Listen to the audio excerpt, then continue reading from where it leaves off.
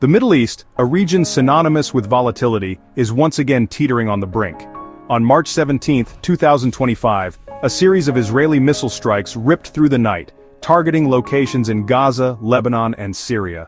The attacks, swift and devastating, marked a significant escalation in the ongoing conflict between Israel and Hamas, sending shockwaves across the region and beyond. The strikes, which resulted in hundreds of casualties, including innocent civilians, have drawn international condemnation and raised fears of a wider conflagration. As smoke billowed from the rubble of buildings in Gaza, a sense of dread settled over the region. The fragile ceasefire that had been holding by a thread lay shattered, replaced by the chilling reality of renewed violence. The latest eruption of hostilities, the deadliest since the 2023 war, underscores the deep-seated animosity and mistrust that have plagued the Israeli-Palestinian conflict for decades. The international community has been quick to condemn the violence, with many world leaders calling for restraint and a return to dialogue. However, the deep divisions and entrenched positions of the parties involved, coupled with the volatile regional dynamics, make the prospects of a lasting peace seem more elusive than ever. The current crisis, with its devastating human cost, serves as a stark reminder of the urgent need for a just and sustainable solution to the Israeli-Palestinian conflict. The question now is whether the international community can muster the political will to break the cycle of violence and forge a path towards a peaceful future for all. The answer, as always in this complex and intractable conflict, is far from certain. The first explosions, echoing across the Gaza Strip in the dead of night, shattered the uneasy calm that had settled over the region. It was approximately 2 a.m. local time on March 17 when Israeli warplanes, unseen in the darkness, unleashed their payload on targets across Gaza City. The initial wave of strikes, swift and precise, focused on what Israeli officials described as terrorist infrastructure belonging to Hamas.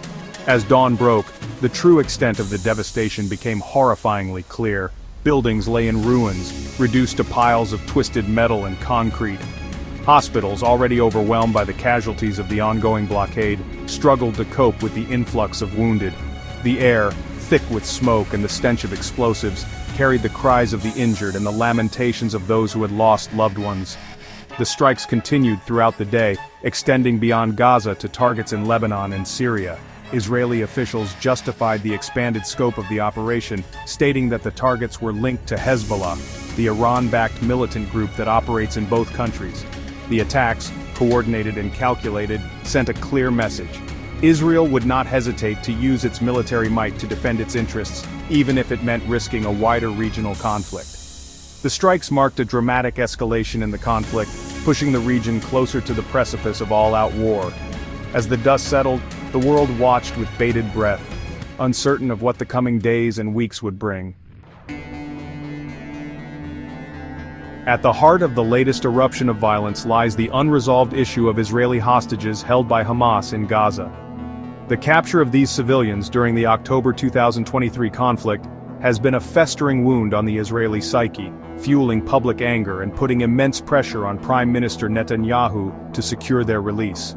Hamas, for its part, has refused to release the hostages unconditionally, viewing them as valuable bargaining chips in its struggle with Israel. The group has demanded the release of Palestinian prisoners held in Israeli jails as a precondition for any negotiations, a demand that Israel has steadfastly refused. The hostage crisis has become a major stumbling block in efforts to reach a lasting ceasefire. Each side accuses the other of intransigence, blaming them for the impasse. The failed ceasefire talks, brokered by Egypt and Qatar in the weeks leading up to the strikes, only served to deepen the mistrust and animosity between the two sides. The hostage issue is a microcosm of the larger Israeli-Palestinian conflict, highlighting the deep-seated mistrust and the difficulty in finding common ground. For Israel, the hostages represent innocent civilians unjustly held captive by a terrorist organization.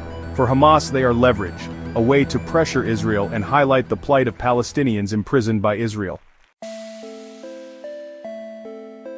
The decision to launch airstrikes, a high-stakes gamble with potentially catastrophic consequences, reflects the precarious position of Israeli Prime Minister Benjamin Netanyahu, facing mounting domestic pressure to secure the release of Israeli hostages held by Hamas and to project strength in the face of perceived threats. Netanyahu opted for a show of force. Netanyahu, known for his hawkish stance towards Hamas, has repeatedly vowed to bring the hostages home and to dismantle Hamas's military capabilities. The recent strikes, coming after weeks of failed negotiations and escalating tensions, can be seen as an attempt to make good on those promises and to bolster his image as a decisive leader. However, the strikes carry significant risks. The potential for escalation is high, with Hamas vowing to retaliate against what it considers an act of war. A wider conflict, drawing in Hezbollah and other regional actors, could have devastating consequences for the entire region. Netanyahu's gamble is a calculated one, based on the belief that a show of force is necessary to deter Hamas and force them to the negotiating table. However, the success of this strategy remains to be seen. The risk of further escalation and a wider regional conflict is very real, and the consequences of such a conflict would be catastrophic. In the face of mounting pressures, the question arises: are these actions a form of resistance or merely a provocation? It's a complex situation with layers of history and political maneuvering. Some argue that these moves are necessary to assert autonomy and protect cultural identity. Others see them as unnecessary provocations that only escalate tensions. The answer, perhaps, lies somewhere in between, shaped by perspectives and the unfolding dynamics on the ground. As the situation escalates, international voices rise in unison, condemning the actions and expressing deep concern. Governments, organizations, and individuals alike call for immediate de-escalation and a return to dialogue. The world watches closely, hoping for a peaceful resolution but bracing for the worst. The tension continues to build, with each side preparing for a potential conflict. Military forces are on high alert, and the threat of violence looms large over the region. The stakes are incredibly high, and the possibility of a full-scale war seems more real with each passing day. Amidst the chaos, there are still glimmers of hope. Diplomatic efforts are underway, with mediators working tirelessly to broker a ceasefire. There is a faint but persistent belief that peace can still be achieved, even if it seems like a distant dream. The history of this conflict is long and bloody, marked by cycles of violence and brief moments of peace. Each new generation inherits the scars of the past, and the legacy of violence continues to shape the present. The question remains: can this cycle be broken, or are we doomed to repeat the mistakes of history?